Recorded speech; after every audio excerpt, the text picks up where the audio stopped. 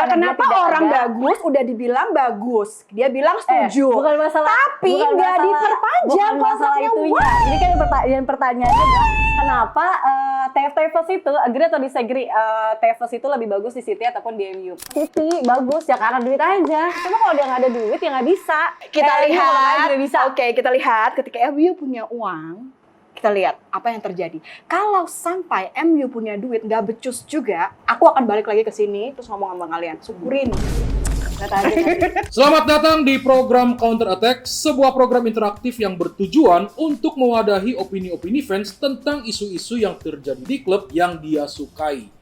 Oke, episode terbaru Counter Attack kedatangan dua tamu perempuan, yang satu dari fans MU, yang satu dari tetangganya itu fans Manchester City. Mari kita sambut dari sisi tuan rumah dulu nih. Ada Ziva dari sebelah kanan, silakan masuk. Oke.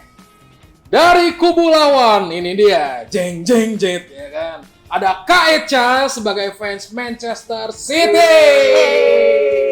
Jangan dekat-dekat. Oke, silakan bersalaman, berkenalan, boleh. Hai guys, nama aku Ziva Zia. Biasanya orang-orang manggil aku Queen Roaster of MU ya guys. Karena kita suka ngerosting tim lain termasuk yang sebelah yang anak kemarin sore ini. Hai guys, nama gue Eca. Gue fans City dari baru aja sih. Pertanyaan pertama. Carlos Tevez lebih baik di Man City daripada di Manchester United. Agree or disagree? 3, 2, 1. Agree. Oh, agree. 5 gelar, 2 tahun MU, 3 gelar Jadi Manchester City cuma 3 gelar nggak sih? Kalau di MU udah 5 gelar loh. Tapi kita harus lihat statistiknya juga sih. BTW Tevez itu kan masuk MU 2007 sampai 2009 ya kan. Kalau kita lihat statistik golnya, Tevez di MU itu successing rate golnya itu cuma sekitar 34%. Kita bisa lihat dari 33 gol dari 93, sama di City dia bisa ngegolin 78 gol dari 140. Tapi lihat dulu, kalau di MU itu dia cuma 2 tahun dan sebagai pemain pinjaman kan. Dan total bermainnya itu kalau nggak salah cuma sampai 30-an gak sih ya kan? Sampai 30-an doang lah dia pertandingan kan. Nggak nyampe ratusan. 69. Enggak, dia 78. Oh ya, pokoknya segitu, tapi kan udah dapat 19 gol ya kalau nggak salah. Enggak, Tevez itu di MU 33, 9. Tapi dia cuma dalam 2 tahun. Coba kalau misalnya dia lanjut. Nggak ada masalah. Atau juga MU nggak akan ngasih statusnya juga kan ke Tevez waktu Iya, itu. justru ya kenapa orang bagus udah dibilang bagus, dia bilang setuju. Bukan masalah, tapi nggak diperpanjang masalah itunya. Ini kan pertanyaannya adalah kenapa Tevez itu agree atau disagree? Tevez itu lebih bagus di City ataupun di MU. Nah, kenapa si Tevez ini nggak diperpanjang? Ya karena memang masih ada yang lebih bagus daripada si Tevez kan, karena kan dia dipinjamkan itu dengan status karena Wayne Rooney waktu itu lagi cedera. Nah, makanya si Tevez itu dia sempat kecewa. Kenapa saya tidak diperpanjang di Manchester United?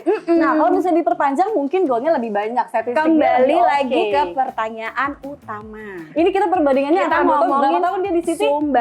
Sumbangsi kalau lihat dari analisa Tevez itu success rate golnya dia itu di 54%. Data works. Berapa tahun coba? 3 tahun. Nah, that's why 2 tahun. City itu selalu treat siapapun pemain itu with gratitude. Nggak pernah ada status quo atau ketidakjelasan, Kak. Gitu. Jadi kalau memang City suka sama main ini dan dia lihat sumbangsinya, oke, it's okay, fine. Dan Tevez pun juga beberapa kali ngomong opini ke berita juga nggak ada masalah. Toh saya juga waktu itu statusnya nggak jelas, saya juga akan. Kalau beda cerita kalau Tevez bagus di MU, nggak bagus di City, nggak bikin gol di City. Nah itu oke. Kita bisa bilang he's good in MU. But once he's moves to the City and get the great goal, 54% it's not a small number. It's a big deal for City pada saat itu, pada saat City yang lagi ancur-ancurnya, 2009 ya masih MU yang lebih bagus. Masih merambat ya kan. Jadi ya why? Kalau saya sih agree again. with my statement. I Kalau gue firm tetap with my statement. disagree karena dia 2 tahun di MU dia bisa nyabet 5 gelar. Tapi kalau di City dia cuma bisa nyabet 3 gelar aja dalam 3 tahun. Kayak maksudnya buat apa kan banyak gelar, banyak gol tapi nggak ada gelarnya ya kan? Nggak ada masalah karena pada saat itu City udah Justru doing the best. pemain itu biasanya juga bisa dilihat bukan cuma dari gol, dari berapa banyak gelar yang dia sabet dari tim itu. Kita ngomongin Tevez as a personal, Yes. as not a club, right? Tapi dia di klub ini juga banyak, di klub MU ini selama dia di MU dia juga banyak sumbangsinya. Of course, I'm not denying. Makanya I'm not denying. gue disagree kalau misalnya I'm not denying si Tevez Tevez ini ada di City. I'm not bagus di denying. City. I'm not denying Tevez sumbangsinya ke MU. Gelarnya banyak, Bo. 5 lo bayangin dalam 2 tahun. It's a great deal. Tapi masa emasnya Tevez itu bisa dibilang juga ada di City. Kenapa? Karena MU tidak memperlakukan Tevez dengan baik pada saat itu. Agree at that point. Aku agree juga kalau misalkan Tevez pada saat itu memang bagus banget di MU, tapi kita ngomongin secara person. Kalau Tevez punya sumbangsi golin ke City 54% as a percentage in a 3 years, which is it's very good. Panjangnya kenapa? Ya justru gue ngitungnya dari per 2 tahun kan. Right. Nah, itulah kenapa gelar dia lebih banyak di MU. 2 tahun Gelarnya, dia di MU. yes, Gelarnya di itu MU. banyak 5. Iya. Di City gak ada gelar, ya cuma Gini ya. 3 guys gelarnya I guys. admit ya, pada saat itu, pada tahun 2009, City itu apa? Dan City punya Tevez. Tevez itu waktu bintang di sana, guys. Ini udah 3 tahun. If we compare to MU, yang banyak sekali bintang, ada Rooney ya waktu itu. Tevez mungkin cuman ya udah, ya kalau dibilang waktu itu Tevez City, ya memang karena waktu itu City bintangnya Tevez. Gitu. Admit, Tevez emang bagus. Oke. Sengit nih. Baru 1 pertanyaan nih. Panjang banget nih, sengit nih. Kacau. Gas setuju guys. Kacau. Agree or disagree? Lebih baik memiliki pemain akademi berbakat seperti yang dilakukan United dengan Class of 92 atau membeli pemain bintang seperti yang dilakukan City? Silakan dibalik. 3, 2, 1. Yes. We can do both. Oke, mungkin dari Ziva dulu. Kalau gue tidak menutup mata guys, gue tidak menutup kemungkinan memang money talk sih. Pemain-pemainnya City nih yang dari duit-duit Raja Arab itu dia lumayan lumayan mendominasi lah. Yang kita lihat dia udah bisa treble ya kan, sempat treble winner. Terus next musimnya dia masih bisa juara, sekarang dia masih di runner up. Kalau mungkin di zamannya Papa Saf memang kebantu pemain juga lah, maksudnya memang tidak lebih besar nama pemain dibandingkan pelatih, tapi kalau kita lihat memang pemain zamannya Papa Saf itu oke, udah dari Beckham, ada Scholes juga, ada Ryan Giggs juga, ada Ronaldo juga, maksudnya Ronaldo kan juga awal besarnya di MU, jadi gue lebih setuju kalau dibilang beli pemain sih, ya walaupun pemain yang dibeli di MU kebanyakan ujung-ujungnya tahu kan tuh pemain 100 juta gue cara pindah tuh nggak apa-apa ya kayak gitulah hidup guys hidup ya kan apa. Kalau gue sih setuju untuk dua-duanya. By the way, kalau kita ngomongin Class of 92-nya MU, gue emang acungin jempol ya pada saat itu. Dan waktu itu juga Sir Alex Ferguson kan bener-bener he's a legend gitu ya. Tapi kalau kita lihat dari pemain City juga, City kan juga sudah mulai mengembangkan dari segi akademi. Meskipun City itu banyak banget duitnya, I know. And we can bayar Haaland sampai berapa lama dan segala macamnya. Tapi kita juga bisa lihat bibit-bibit dari Phil Foden gitu kan. Terus dari Brahim Diaz, terus kemudian juga dari Rico Lewis. Bibit-bibit City ini udah ada, bahkan Cole Palmer pun juga dari Akademi City. Jadi menurut aku it should be balance. Ada yang harus dibeli karena beberapa pemain itu kan dinamis. Nggak bisa kita fulfilling ke akademi kalau memang kita lagi butuhnya misalkan pemain tengah. Ternyata di dalam akademi ternyata nggak ada yang jago pemain tengah, ya kita harus making sense dan dinamis juga, bosnya kita memang harus beli dari luar. It's fine, nggak ada masalah juga. Anyway, so we can toss ya.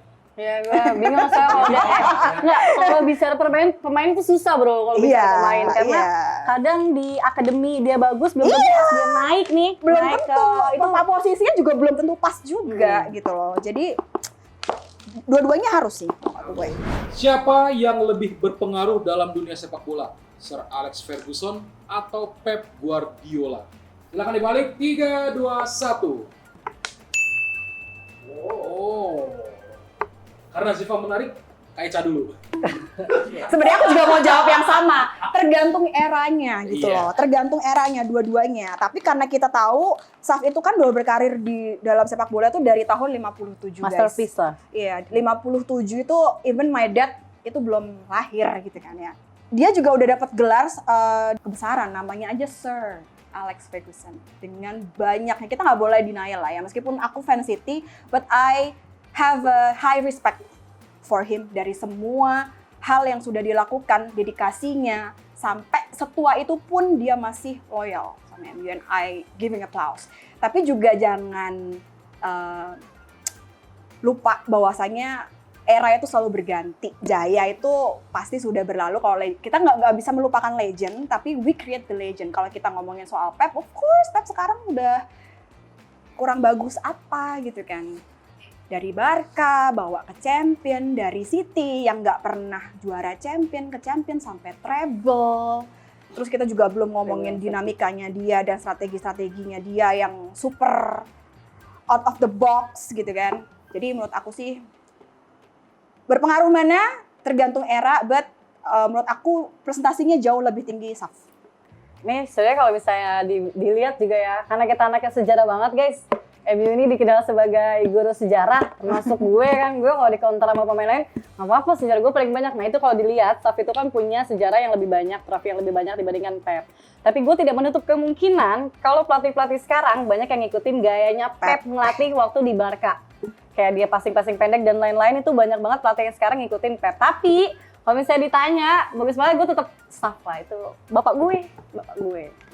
Gitu. Tapi kalau dilihat dari cara ngelatihnya, sekarang emang lebih banyak orang make gaya ngelatihnya Pep dibandingkan Papa Saf gitu. Kayaknya kalau Papa Saf tuh emang cuma cocok di dia aja. Eranya Gitu, udah beda eranya sih, dia. berganti sih. Jadi udah harus dinamis. Jika kamu bisa mencuri satu pemain dari tim rival saat ini, siapa yang akan dipilih dan kenapa? Tulis salah satu nama pemain. Satu doang ya? Satu aja. 3, 2, 1. Bruno Fernandes. Siapa lagi? Masa gue mau ngambil orang? Ziva KDB. Jatuhnya kayak agak munafik ya. Pengen tapi gengsi, bukan munafik, gengsi. Bukan munafik, gengsi. Oke. Oke. Dari Ziva dulu. Oke. Gue butuh sosok yang kayak KDB sih menurut Yang gue ya. ngedemin ya. Berarti menurut Ziva, KDB itu lebih baik daripada Bruno. Sebenarnya gue cinta sama Bruno guys, tapi kalau dilihat-lihat Bruno main mulu, lama-lama gue kasihan sih sama Iya. kakinya. Sebenarnya. Tapi kalau dalam jauh lubuk hati, sebenarnya gue nggak perlu sih pemain City. Apaan sih? Nggak perlu. Right. Kak Eca, kenapa Kalau- Bruno? Ya cuman dia satu-satunya harapan kita, Kak. Maksudnya among of, bukan ya menjelekkan nggak apa-apa ya. Masa gue mau ambil Onana? Ronaldo tuh the best tau gak? The best. Gue goalkeeper. awalnya waktu champion ya, lo kasih tahu nih. Waktu champion, treble gue, Onana tuh bikin deg-degan. Kacau. Gue ngefans 4 jempol gue buat Onana. Pas MU sign Onana, gue dikduknya setengah mati. Mati nih orang ke MU. Mati kata gue gitu. Lah kok gini? Gak boleh gitu. Onana itu adalah the best goalkeeper di Ya. U12. Iya. Tapi gue akuin Onana di awal emang terkesannya intimidating banget, dan apalagi ketika dia masih di Inter itu dan ketemu City waktu di Champion, gue ngerasa anjir deg-degan banget That's why gue bilang kan, pemain ini sebenarnya bagus nih sebelum dia. Gue gak tau kenapa kalau dia ini gue gigit jari. Nanti bisa jadi KDB anjlok juga di tempat Enggak, lo. enggak. Kalau KDB kan kita ayomin, kalau dia mau ke MU kita ayomin, tapi nggak butuh. Kalau gue ngambil Bruno ya biar kalian makin anjlok aja sih. Nggak sih, Karena Bruno cinta mati, Bro, adalah MU. satu-satunya harapan gitu menurut gue. Bruno cinta mati sama pegang omongan gue guys. Pegang omongan gue. Bruno Fernandes nggak bakal pindah ke City, nggak bakal.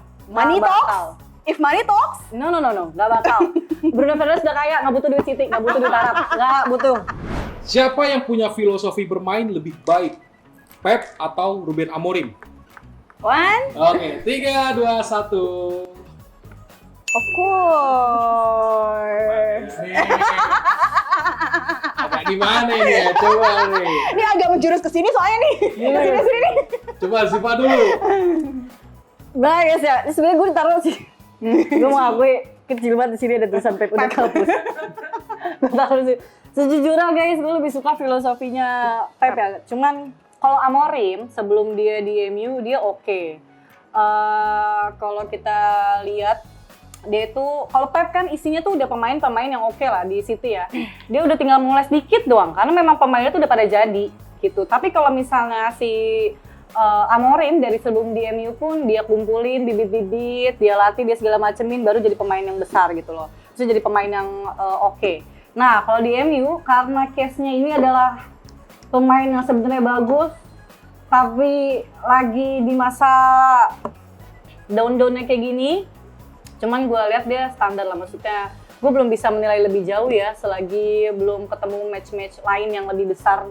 Kayak kemarin kan lawan Arsenal kita udah oke lah, walaupun Amorim ini kalau gue Jangan ngomongin Arsenal boleh gak? ya kalau lu kalah gitu. Iya, tolong bro, makanya gue bilang kan, tersinggung saya. makanya kan, padahal lu 5-1 kan, Iya. gue juga 5-1 bro, tapi gue menang. Makanya gue bingung kok ada orang yang kalah dari Arsenal. Kok bisa tim yang peringkat 2 itu kalah dari Arsenal yang kita peringkat 13 Iya, gitu. oke. Nah, balik lagi guys, kalau Amorim tuh kita lebih sering lini tengah tuh kita kosong. Tapi kalau Pep itu lini tengahnya nggak kosong. Itulah yang gue mikirnya itu adalah lebih mungkin kalau untuk sekarang mungkin Pep. Tapi karena Amorim juga baru di MU, mungkin nanti dia bisa apa ya? Bisa lebih bagus lah ya, amin. Ya semua fans MU juga pasti berharapnya Amorim bisa Cukup ya. buat kejayaan untuk MU. Kalau kita ngomongin filosofi itu nggak ada artinya kalau kita nggak ngomongin dedikasi, ya. Apalagi Pep itu dedikasinya ke City itu luar biasa banget dengan isu-isu personalnya dia sekarang, dengan isu-isunya dia yang mau divorce dan segala macam. Dia masih konsisten untuk ngelatih timnya sampai titik yang seperti sekarang. BTW kalau gue ngomongin Pep itu kan dia filosofinya ya memang ketika bermain adalah lo jauh-jauh deh dari gawang kita harus deket-deket banget nih sama gawang lawan, nyerang Dari tadi dulu, kan, ya nganter dulu ya. pokoknya kejar. Itu adalah filosofi yang bagus karena pemenang itu memang timbul dari orang yang ambisius gitu loh. Dan Pep tuh punya ambisi yang memang luar biasa besar. Dia nggak peduli besoknya dia tiba-tiba ada cakaran, tonjokan atau apa yang lebam-lebam, dia tetap melatih. Aku pernah tanya ke salah satu temen aku, fans City juga yang udah ketemu sama Pep, ngobrol gitu kayak begini gitu. Aku nanya, how's his vibe? Dia bilang, gila sih. Gila, gue speechless sampai gue gak bisa ngomong. Itu tandanya orang yang udah, gimana ya, gue gak ngerti lagi. Dia hebatnya udah luar biasa banget sih menurut gue. Gak ada perdebatan. Udah banget sih Pep tuh ya di zaman Barca pun sama di dia pegang Barca, dia pegang City, emang tolong pemainnya udah bagus-bagus. Menurut gue. Kalau menurut gue kalau dia pemainnya nggak ada apa-apa, dah setuju kan? Menurut gue ada tensi, emang City juga nggak bakal juara tuh guys. Nggak bakal. Oke, agree or disagree? Ya. Kejayaan Manchester City hanya karena faktor uang. Wow. Oke, silakan dibalik. 3, 2, 1. Aduh. Oke. Oke, kalau kita ngomongin soal cuma karena uang, hanya faktor uang, tanpa ada kematangan taktik, tanpa ada kematangan untuk analisa pemain dan segala macam, itu it's nonsense. Tapi again, money talks and money helps. Nggak ada uang sayang, kamu nggak bisa beli pemain bagus. Tapi kalau cuman perkara uang, tapi kamu nggak punya skill yang mumpuni, ya sama-sama aja. Menurut aku segitu. Tapi ya again, aku setuju kalau memang situ tuh banyak duit, and I'm so glad, dan emang jadi tim kaya itu emang menyenangkan banget. Makanya kan itu kan setuju kan? Setuju Tapi bukan cuma uang. Gitu. Justru pemain kenapa dibeli mahal, karena memang skill dia bagus ya. Kalau skill dia jelek ngapain dibeli mahal bro? Itulah kenapa kita setuju kalau City bagus ya karena duit aja. Cuma kalau dia nggak ada duit ya nggak bisa. Mana bisa dibeli pemain bagus-bagus. Pemain bagus itu pemain mahal itu karena pemainnya bagus. Foden nggak mahal? Nggak mungkin. Foden nggak mahal? Sisanya coba. Siapa? Kalau cuman kita ngandelin Foden kan yang lain-lain juga. Itu kita nggak boleh menutup mata guys. Emang duit Raja Arab. MU kalau kaya juga bisa kayak gitu Kang aja. Kita lihat. Juga bisa. Oke, kita lihat ketika MU punya uang, kita lihat apa yang terjadi. Kalau sampai MU punya duit nggak becus juga, aku akan balik lagi ke sini terus ngomong sama kalian. Syukurin. Lihat aja. Nih MU di sini tsunami kok, tsunami trofi, tenang aja. Kau ngomong gitu dari tahun kapan? Tsunami. Enggak maksudnya kalau tsunami kan ada tempat-tempatnya. Maksudnya dia kemana dulu. Nah ini ini baru mau nyampe. Gitu. Setuju atau tidak setuju? Treble United lebih bersejarah daripada treble-nya Sejarah Man City. guys. Silakan dibalik. 3, 2, 1. Tidak setuju. Mungkin santai. Jangan gini dong. Aduh. Oke, mulai dari Kak Ica dulu. Ini kita ngomongin kalau kamu ngomong ke aku as a personal, yes, nggak setuju karena menurut aku momen City ketika treble kemarin adalah momen yang paling bersejarah menurut aku. Mungkin Ziva bisa dibilang fans lamanya MU, dengkotnya MU. Mungkin saya baru ngefans dari 2009, baru anak kemarin sore gitu kan. Tapi kenaikan City itu dari 10 tahun terakhir itu bener-bener tajam banget. Dia berprogres dan growth-nya it's amazing gitu loh. Dan mungkin Ziva ketika ngelihat MU pas ya udah bagus gitu kan. Mungkin orang-orang pasti bilang ke gue kalau gue baru ngefans City pas lagi bagus-bagusnya doang gitu. Nggak apa-apa, it's okay, it's fine gitu. Cuman kenapa lebih legendaris? Karena menurut gue treble 1999 udah nggak relevan lagi. Ini udah 2023. Yang lalu biarkanlah berlalu. Kita harus menyambut lembaran baru. I am the living witness. Gue adalah saksi utama ketika gue melihat depan mata gue City menang champion dan treble depan muka gue. Jadi menurut gue it's a legendary thing untuk gue pribadi gitu. Mungkin lu 99 nonton nggak pas treble? Ya udah. Kalau gue lahirnya 2003. Ya udah, kalau gue kan living witness ya menurut gue. Kita kan lagi legendary. bicara tentang bersejarah mana treble Manchester United dengan Manchester City. Pertanyaannya itu kan bukan as a personal, tapi ini Manchester United sama City mana nih yang lebih bagus? Oke, indikasinya apa? Menurut lo Kalau indikasinya apa? Manchester United itu liganya masih kompetitif. Waktu tahun dulu tuh masih kompetitif. Jadi pemainnya itu juga masih dipoles-polesnya sama Papa Staff. Tapi kalau City itu pemainnya udah jadi semua. Dan memang waktu lagi kemarin treble pun bisa dibilang City lagi kuat-kuatnya lah dibanding pemain-pemain lain. Termasuk kayak Chelsea, kita lihat deh, Chelsea pemainnya pada beli-beli pemain segala macam tapi nggak juara-juara ya kan. Maksudnya dia nggak menang juga, nggak treble juga. Sedangkan kalau City memang dasarnya pemainnya udah jadi nggak kerasa kompetitifnya. Tapi kalau misalnya waktu lagi MU itu lagi kompetitifnya guys, lagi panas-panasnya juga dan memang itu pemain-pemain yang masih dipoles juga sama Papa Staff. Jadi kalau misalnya dibilang bersejarah, lebih rame juga tuh. Lebih ramai juga, lebih penuh juga itu waktu treble-nya MU dibandingkan treble-nya City gitu. Oke, ngomongnya crowd ya. Oke, fine. Oke. Agree or disagree, kejayaan City akan hilang setelah Man United kembali ke performa terbaiknya. Waduh, takut banget gue. Oke, City silakan buat apa, dibalik. City? 3, 2, 1.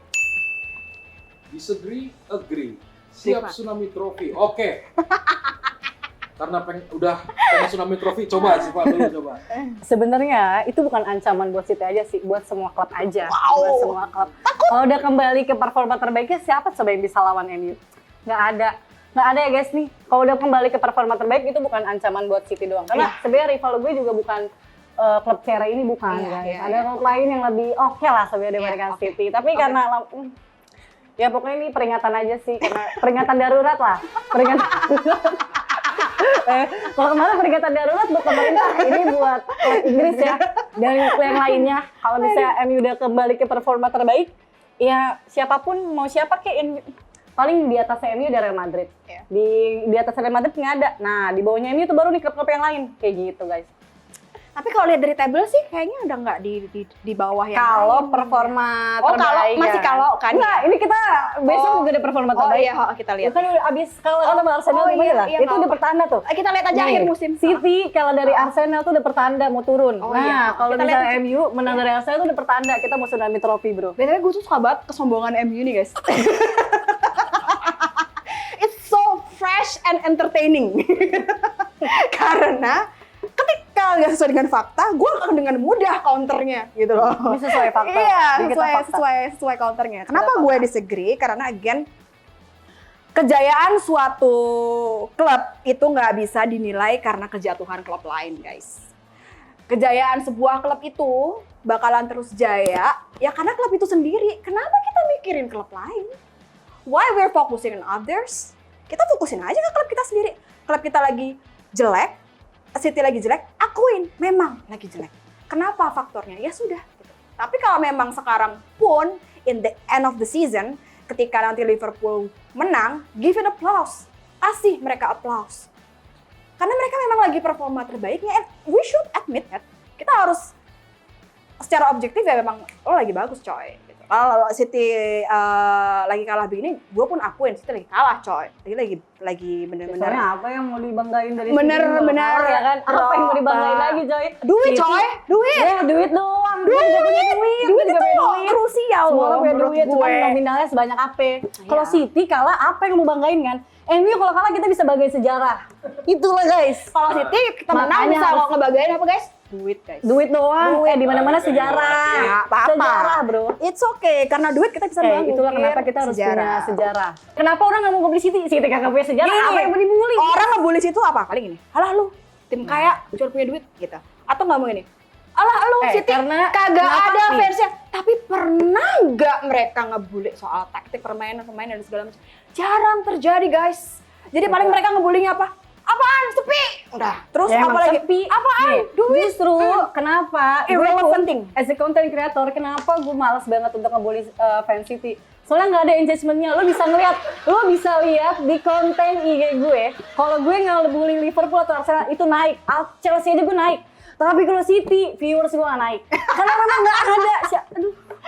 Fans City tuh memang karakteristiknya Gua tuh takut memang dalam tanah guys. Nggak bisa guys, kita nggak bisa ngebully City karena kita memang dalam bukannya tanah. nggak bisa, tapi karena nggak naik aja, nggak ada engagement. Tapi one that should I admit ya, Manchester City itu mereka punya fan service yang bener-bener luar biasa.